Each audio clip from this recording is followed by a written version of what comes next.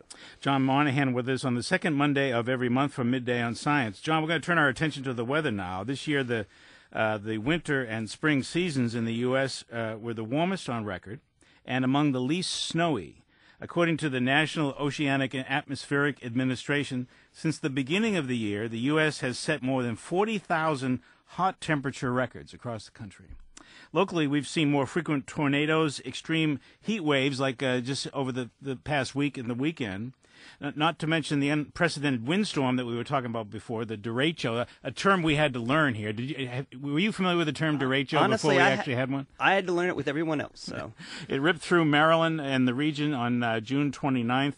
According to the Sun, 13 people have died since July 2nd because of the heat. The heat also caused, did you hear about this? Route 50 in Prince George's County, the Route 50 actually buckled with the heat, forcing the State Highway Administration to close the traffic lanes.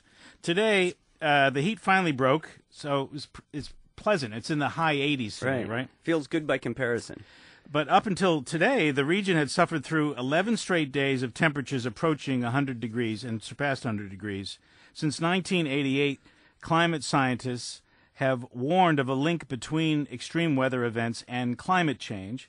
According to a report released this past March by the Intergovernmental Panel on Climate Change, over the last half-century, global warming has led to changes in climate extremes such as these heat waves, record high temperatures in many regions, and heavier than normal precipitation.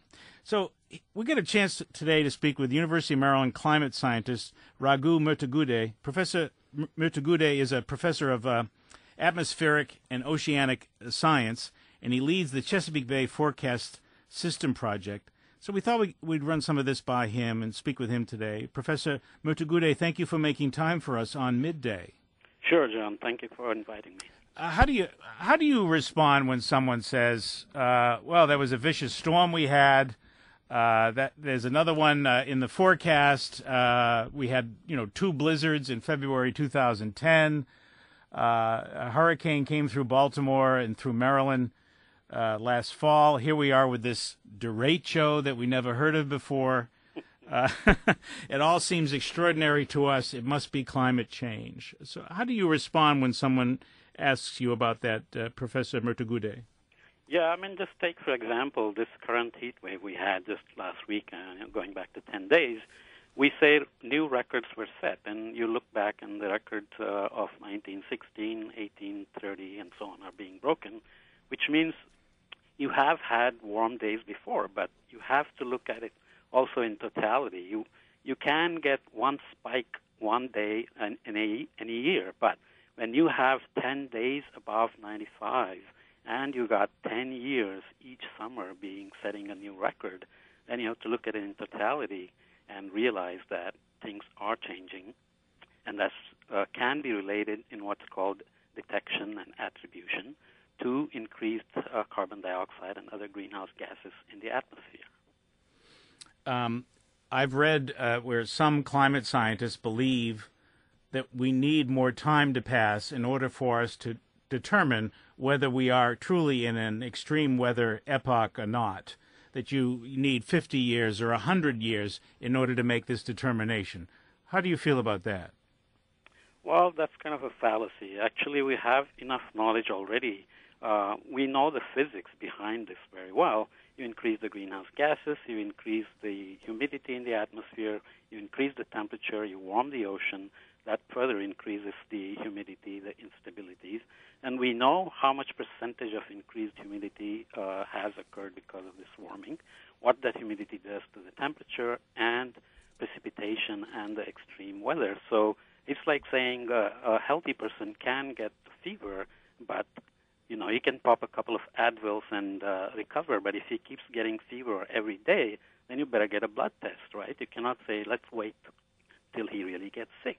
Something is wrong. So all the indicators are there, and the climate system is sick, and we cannot really wait 50 years to see if it's really completely certain. Mm-hmm. John Monahan, has a question for you, Professor Murtugudde. Yeah, well, I was just going to say that pointing out that this is not new science. I mean, we've known about how carbon dioxide affects the atmosphere since the 1890s, when the term greenhouse effect was first coined. Now, I know that you had done some research on El Nino, and I was wondering if you could talk a little bit about how El Nino plays into this and how that's affected by these increased temperatures. Yeah, I mean, El Nino is a natural mode of variability, which means even if we did not increase carbon dioxide, it would happen every 2 to 7 years. And the question then becomes, if you increase carbon dioxide and the temperature, what happens to El Nino?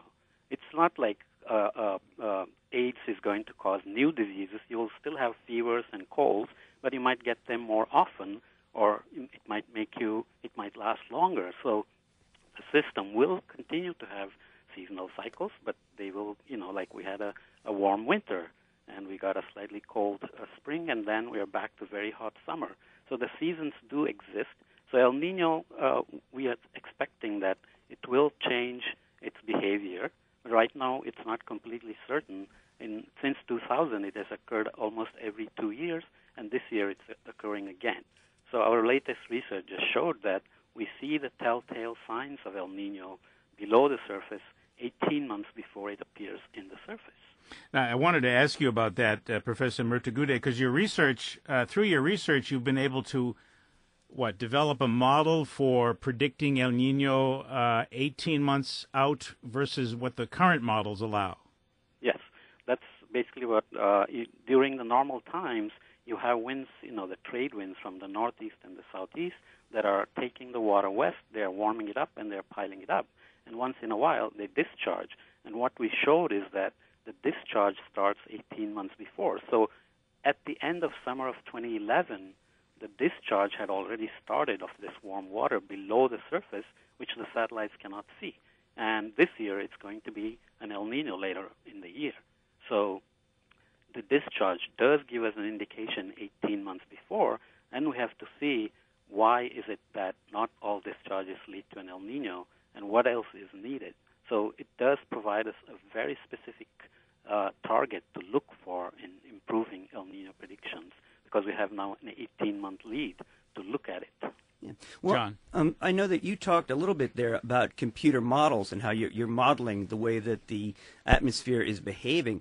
And I know that folks are a little distrustful sometimes when they hear about computer models. I was wondering if you could speak a little bit about, how accurate are the weather computer simulations that we have? Have their predictions, been pretty much right on the money, or are we seeing big variations from what were predicted a few years ago?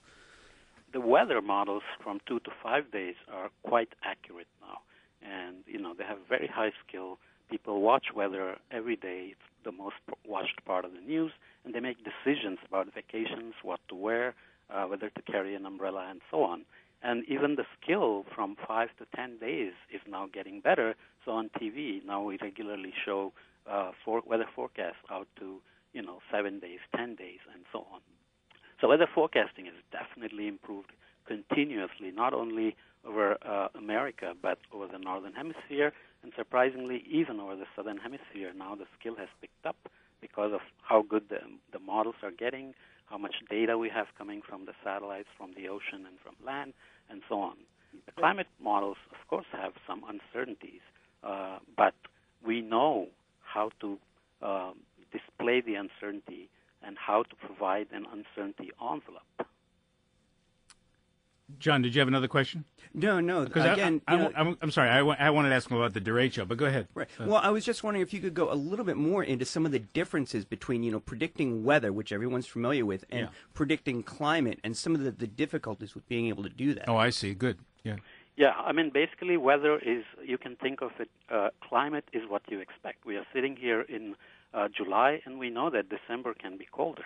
That doesn't mean that December 9th will be colder than July 9th. It could be warmer for a day. So weather is what you get, and climate is what you expect. So how do we then not be able to predict weather beyond 10 days, but we can predict climate out to a season? That's called predictability of the second kind, because there is memory in the ocean. The ocean is warming slowly, and it's also losing heat slowly. So it gives us memory and it allows us to go beyond 10 days and actually say that the winter is coming, sun is moving south, and this is what will happen. So there are two different scales of prediction, and there are bridges that connect weather to climate, and that's where also some progress is being made in terms of how do you go beyond 10 days into 2 weeks, 3 weeks, out to a month and a season. Professor Murtugudde, is that what you work on with the Chesapeake Bay Forecast System project? What exactly is that project? Chesapeake Bay Forecast is basically what we call regional Earth System forecast. What it means is basically NOAA, for example, the National Centers for Environmental Prediction, are making these global forecasts of, National Weather Service does weather, NCEP does climate, and we can take a regional atmospheric model which has more physics. It represents the Shenandoahs better, it represents the Great Lakes better, it represents the Chesapeake better, it represents the land use, how much agriculture there is, how much forest there is, and so on. This allows us to add value to global forecasts, which are essentially made at a lower resolution. They have, 100 kilometer by 100 kilometer kind of grids in their models, whereas we can do it down to half a kilometer for some applications. We then downscale the global forecasts, produce regional forecasts, and then we produce Chesapeake Bay forecasts for currents, temperatures, winds, humidity, precipitation, and then you can extend it to air pollution, water quality, striped bass, harmful algal blooms in the water, and so on. Just a couple more questions, Professor Murtugudde. One relates to the Derecho. I said during the show that a lot of us had to learn this term. Had never heard of this before, so that would alert some people to, hey, climate change, global warming, what's going on? We've never had this before. What else do we have to learn about? Of course, a lot of us weren't familiar with El Nino until, a decade ago or so. What about the Derecho? Is that unusual for our region of the country? Well, it hasn't happened for a while, but it is expected in the northern hemisphere, and all it is, tornado in Spanish means twisted, whereas derecho is straight. So it's basically a cluster of moving thunderstorms, and instead of organizing itself into cyclones or a circulation, it just goes straight, and it takes wind from above and pushes it down and produces literally hurricane-level winds near the surface, and it just barrels down like a train on a track. And it didn't happen for a while, but it's not unusual for the northern hemisphere. The question is whether the last derecho was really related to global warming or not. And there is a group now called Attribution of Climate Events, where we can go back and look at these events and say this particular event, the probability was increased by a certain percentage because of the warming. Well, my last question for you, Professor Murtugudde, is, these wildfires in the West that have consumed millions of acres out there and people's homes, these oppressive heat waves that we've had here, droughts, floods, this freak storm that we were just describing, this derecho. For a lot of climate scientists, they say this is what life will look like if you want a glimpse or see the worst of global warming. This is what it will look like, the weather that we've had in recent weeks here in this country. Do you agree with that? Absolutely. This is exactly what we expect. As I said, the first thing you do with increased carbon dioxide is you change the energy balance, you trap more heat, you warm the temperature, it increases evaporation and puts more humidity into the atmosphere, and we know how that changes temperature and precipitation and how much percentage of increased extreme events likelihood of occurrence occurs. So there's solid physics behind it, so it's not just some statistical game. So, of course, we know from physics that this is exactly what we expect. Right. The analogy that I make for folks when I try to explain this is, I talk about baseball. And if you have a home run hitter who hits a particular home run and he's on steroids, you can't necessarily attribute that particular home run to his steroid use because he might have hit the home run anyway. But you can predict that if he's using steroids, it's going to increase the frequency of home runs. Right, I get you. Absolutely. I mean, we know that steroids do a certain thing, and that's why I said weather is like the boxer that throws punches, and the climate trains the boxer. So if climate gets better at training with increased energy, then weather is going to throw more punches at us. Well, we got a couple of sports metaphors going there. Both of them are helpful. Thank you very much. John Monahan, our co-host here of Midday on Science, and with us by phone, University of Maryland climate scientist Raghu Murtugudde, who is a professor of atmospheric and oceanic science and leads the Chesapeake Bay Forecast System project. Professor Murtugudde, thank you very much for your time. Thank you both. See you later.